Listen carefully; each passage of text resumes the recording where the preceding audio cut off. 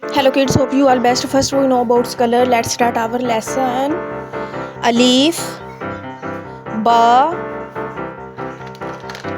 Ta,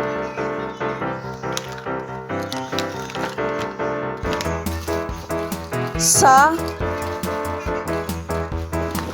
Jim, Ha, Kha,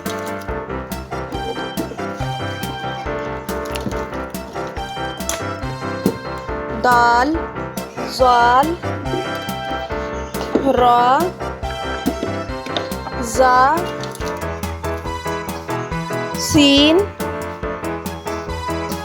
Shin, Swad, Zwad, Ta, Zwa, Ain,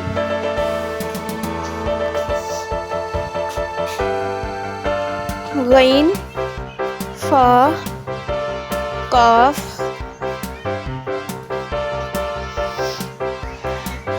Kaf, Lam, Mim,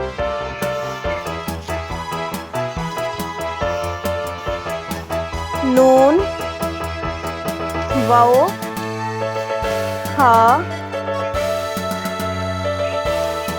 Hamza,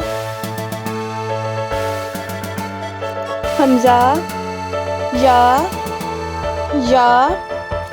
Now kids, let's start repeat our lesson.